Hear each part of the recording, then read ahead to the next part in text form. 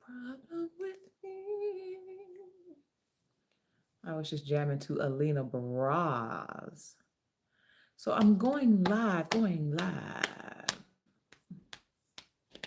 just to see who's up in the place on a Saturday. Yeah, yeah, yeah, yeah, yeah. hmm Oh, yeah.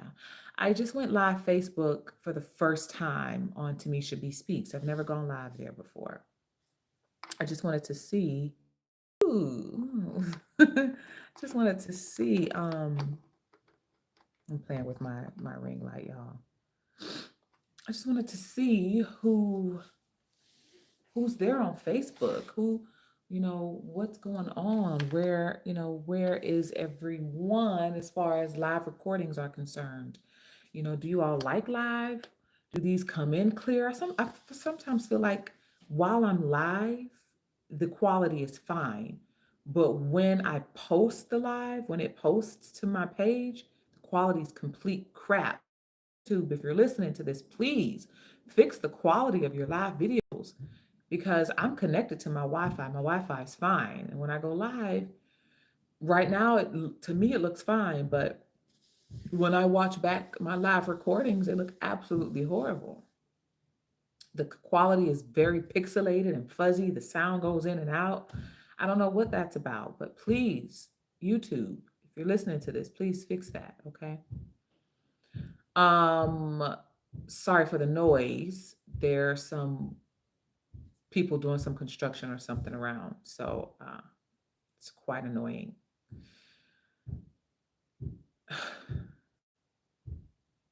Right when I go live, right, and it's damn near 7 something at night.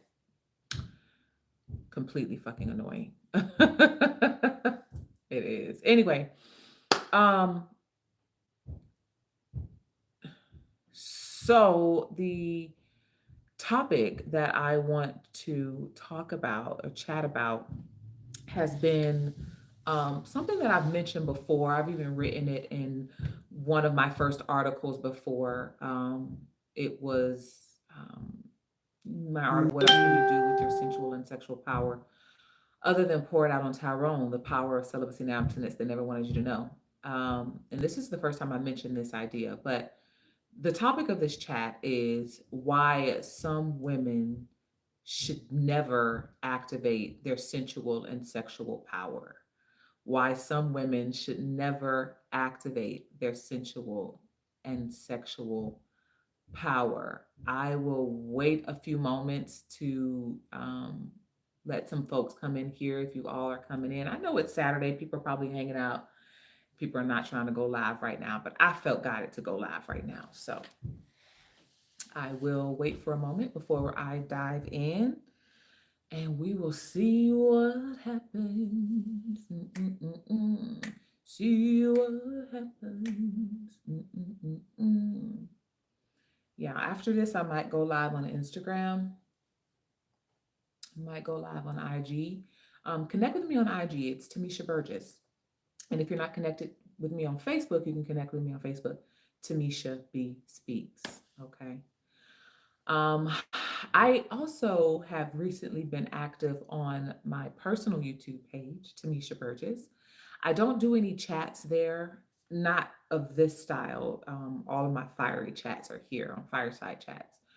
But Timmésha Burgess is more personal. It is where I'll be showing some behind the scenes stuff of my life, of my, when I'm in my creative writing mode, behind the scenes, maybe photo shoots, when I'm getting dressed for certain things, maybe behind the scenes backstage when I'm about to go on stage, and you may see me behind the stage sweating and crying and meditating and praying because I am nervous, not because I'm about to go out in front of people, but I'm nervous about the shit I'm going to be sharing, the stuff I'm going to be saying, because I know what I say pushes comfort boundaries of a lot of people. So you may see me backstage crying and meditating and sweating and breathing.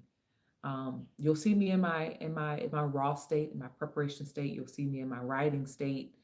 Um, yeah, just when the creative juices are flowing, you'll see me in creation mode on Timmésha Burgess YouTube page. Um, what else will you see there? Yeah, that's basically what you'll see. Okay. So if you want to subscribe to me there, please feel free to do that. Timmésha Burgess. So this chat is, again, the title is Why Some Women Should Never Activate Their Sensual and Sexual Power. The three key points I want to focus on are number one, mental illness. Okay. Number two, using sex as a weapon. And number three is emotional intelligence. All right. Why some women should never activate their sensual and sexual power. Now, I think all of these key points are basically self-explanatory, and I'm not going to be long on this live at all. I believe they're all basically self-explanatory. I would like to have a dialogue and a conversation about this with those of you who this resonates with those of you who already get where I'm going. Okay. When we're talking about sensual and sexual power, we're talking about ancient energy. Okay. We're talking about a power that lies dormant in a lot of us. Again, my work is for women and girls, so I'll be referring to women and girls. When I say women and girls, I mean those of us who were biologically born female, biologically born with uteruses. Okay. um, so when we talk about this sensual and sexual power, when I talk about sensual and sexual power, I'm talking about ancient philosophy and ancient energy and wisdom. Um, what I found just in my work and in my life, that there's so many women and young women to older women who are spreading these poisonality, um, who are spreading these poisonous rhetorics around sex as a whole. And, I know there's a lot of talk about women expressing themselves sexually and having sexual liberation. While I'm all for that, we're missing a big piece of the puzzle here. Before we can start talking about sexual liberation and women and girls, we really need to address our mental health and our emotional intelligence first, right? Because what I'm seeing is women who are talking about sexual liberation for women who haven't worked on themselves internally, who hasn't taken a dark night of the soul journey. They have no idea who they are or why they've even come to the planet Earth. All they know is they want to have sex and lots of it, right? All they want to do is spread it wide all over the place, right? And while I'm not against that, whatever floats your boat, I'm absolutely not against that. And I'm not talking about sex work either. I'm not talking about those who participate in sex work, okay? I firmly understand now that there is such a thing as sex work. I understand that. I understand that at this point. A lot of you don't know, but I have been working towards earning my certification in sexuality education. I'm towards the end of my certification program. It has been a very, very long journey. And one of the things that I've come into understanding is that sex work is absolutely work. Now, the reason I'm able to understand that and overstand that and understand that is because before 2020, many of you may know that I worked with the special needs population. Um, I didn't work directly hands on with the population. I worked in compliance, policy, and procedure, but my clients were providers who rendered services to the special needs population. Okay. My job was to go in and read a lot of documents and policies and make sure that my clients were up to par. That's what they hired me to do, to make sure that they were in line with policies, that they were in compliance so that they can stay in business. And so, what I saw a lot of, though, in my work and reading documentation and observing, interactions between staff members and the individuals my clients served, I noticed it was one young man in particular. He was about 48 at the time, and I wrote this in my article, my 2.0 article of what else can you do with your sensual and sexual power other than pour it out on Tyrone. But there was this young man, 48 years old, maybe he was 50 at the time, and he displayed what our special needs population would call um, aggressive behaviors. Okay, aggressive behaviors and sexual aggressive behaviors. Staff members, I would continuously see in documentation that staff members would write how this individual would inappropriately touch them when they walked past, how he wanted to rub their hair, how sometimes he'd touch himself when he'd see the female staff members. And so they called this inappropriate behavior, right? And so I kept seeing this consistently in documentation. And even at that time, I had no idea. I obviously didn't know then what I know now about sexuality and understanding it in a way that I do now. But as I studied this young man, I observed this man. I observed some of his behaviors. I read throughout documentation how this was consistent behaviors over the years as he aged. I found that although he's generally was a healthy man in his 50s, he was not engaged in what most adults would be engaged in at his age, right? Most adults at his age would have been engaged in some form of intimate relationship, some form of it, okay? Some form of intimate relationship, and he was not. Some form of intimate connection, and he was not. As many of the special needs populations, those who are receiving um, Medicaid services, waivered services, now income waiver services, a lot of them are not participating in intimate connections or relationships. And although it's in writing that we should be able to foster that and support them in cultivating these relationships, it wasn't happening. And so by the time this man's individual service plan meeting was coming around, I had discussed with my provider that could start to foster him having intimate connections. And the way that we did that, so we're sitting around a table, y'all. We're sitting around a table in the Department of Justice. There are some stakeholders from the DOJ, Department of Justice, stakeholders from the Department of Behavioral Health and Developmental Disabilities are there, and some other folks at the hospital level, state level, regional level, myself and my provider clients, you name it, right? And I was bold enough, even at that time, to say, he's a 40 something year, he's a 50-year-old man who we're saying is displaying inappropriate behaviors, but I believe that the displays that he's showing is really a call for a little loving, right? Everybody laughed. Everybody laughed. And I'm going to get back to the topic at hand, but everybody laughed and they said, "What are you talking about?" I said, "We really need to incorporate a goal. Man can have some sort of adult interactions. He's displaying these characteristics that we're calling inappropriate because he wants some loving in any form, some form of intimate connection." And so it just turned out that his staff member was a male staff member because he couldn't have female staff members because female staff members were uncomfortable with his behaviors.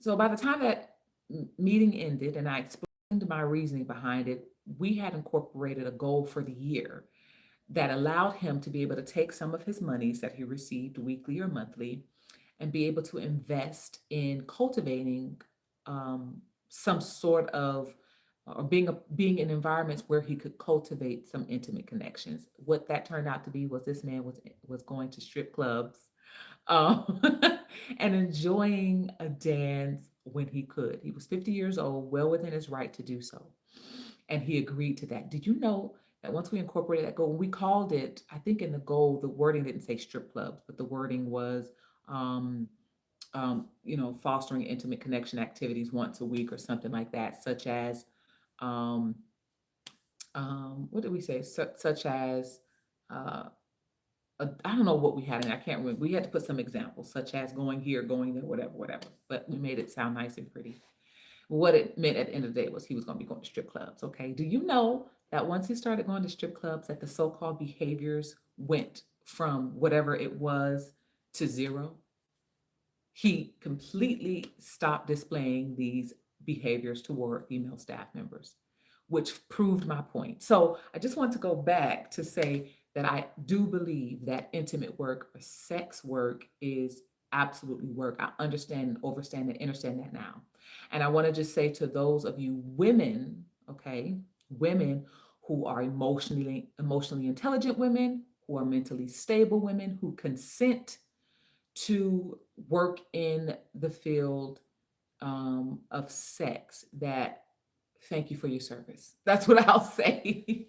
Thank you for your service, because there are those of you who honestly you are saving some lives out there. You really, really are, because there are some folks, particularly I'm talking about women, but there are some men who would be neglected and left behind if it were not for the work that many of you do. Okay. And I'm not saying this man was receiving um, sexual exchange at strip clubs. I have no idea. I do know, as far as I know, there were just dances. And if at some point he was paying for intimate connections, that would be his business, even though he's special, he was receiving regular services and was considered a special needs person. That was none of our business that's not my business to disclose if he was. So I just want to say, if it had not been for workers in that industry, that he would continue to be an ignored individual as it relates to his sexual health as well. So, although I am not in the business myself, I do respect, understand, and overstand those of you that do the work. And damn it, you should be able to call it billable hours and get Medicaid waiver services. Okay, get Medicaid waiver funding for it. It should be called a Medicaid waiver service as far as I'm concerned. But anyway, if you all like to read more about that, please check out my article, Become a Member on Patreon. It's patreon.com/alcheminity. It is what else can you do with your sensual and sexual power other than pour it out on Tyrone 2.0. Now let's get back to the topic at hand here. Why some women should never activate their sensual and sexual power. We mentioned mental illness issues, we mentioned emotional intelligence, and we mentioned using sex as a weapon. I believe all of these are self explanatory, but let's go through them briefly because, again, we're at 17 minutes and I don't want it to continue to go, I don't want it to go really past 20 minutes. But using sex as a weapon, I break this down and activate unorthodox philosophies that explore anxiety, depression, and suicidal thoughts as symptoms of suppressed superpower. When you have not activated, when you have not gone through the journey to cultivate your emotional intelligence and your mental health, and you go into activating your sensual and sexual power, you're activating a power you're not yet ready for. It's like handing a loaded gun to a child, okay? You're activating a power you're not ready for, because what happens when you start to activate this power, okay? You start to unleash an energy that is damn near formidable, okay? You start to unleash an energy that can be very magnetic, that can be very attractive. And if you begin to attract certain people, places, things, opportunities, you start to think you can treat people any kind of way. You start to think your shit don't stink. You start to think you're impervious. Okay, you can become manipulative. You could become competitive, and we've seen this. We've seen women talk about this idea of pussy power. Women who are very toxic and very women who think they can put it on Tyrone or put it on whomever to get what they want out of him. This is a reason why many women should not activate their sensual and sexual power. Hmm. You will become a hurt person that hurts people. When you activate this power, y'all, it's really nothing to play with. And if you are not internally guided and equipped, again, emotionally and mentally, with how to wield this power, you will be like a child having a loaded gun. You won't know what to do with it. You won't know what to do with yourself. You will be toxic and you will be further perpetuating these toxic cycles that we're trying to break. Okay. Let's go on to number two, mental illness. Again, there is quite a bit of women who are walking around here trying to there's quite a bit of women who are quite unhealthy internally. Um,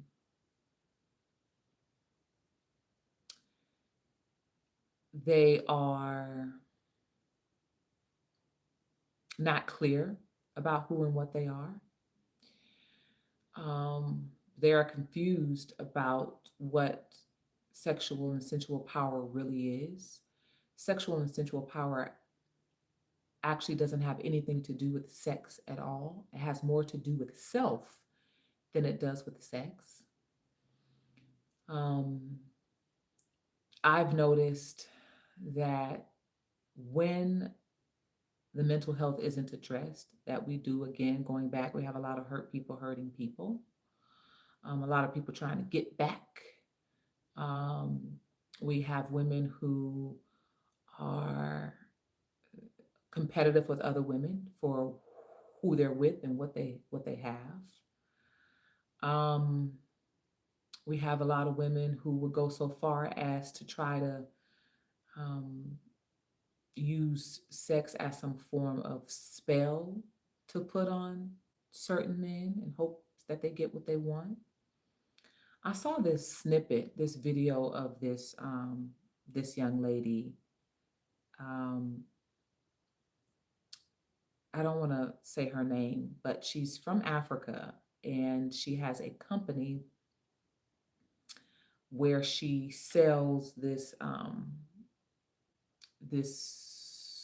kind of liquid or gel like substance that women can eat that's supposed to make them very, very mm, like a waterfall down there, if you know what I mean. And I saw this video of her. I don't know if she knew she was being recorded, but she says in the video she wanted to teach women how to attract certain types of men at certain levels. And she said if you eat this stuff that she sells, it will make your pussy so good that it will hook the man. And in this video, she says um, certain type of men have protections around them. That's what she says, and that um, she advised that these certain women should try to break these protections around these men so that they can get close to the man. I can't even go into verbatim because I can't remember, but that's what stood out to me. And it was so disturbing to hear. It was so disturbing to listen to because these are the types of women that have gained certain positions of power, that have gained certain positions of influence in society, who other women and young girls are listening to for advice about personal development and well-being and about life. And it made me sad because I said, wow, there are blind leading the blind, right? And so when I say there are certain women who do not need to activate their sensual and sexual power, this is what I mean. There are certain women who do not need to activate their sensual sexual power without having developed their mental health and emotional intelligence. Um, and what was the other? So we mentioned mental illness, we mentioned using sex as a weapon, um, and we mentioned emotional intelligence. I mean, there's so much more we can deep dive into, but it's already been 24 minutes. Time goes by too fast. It really does. I wasn't planning on being here longer than 20 minutes. So anyway, that's my little spiel for tonight. I'll see y'all on the next go round. Please let me know if you'd like me to go live here more. If so, message me, comment on the bottom of this video, let me know, like and share this. If you want to dive deeper on this subject, let me know and we can do that. Okay, have a nice Saturday, you all. Ciao for now. Ciao.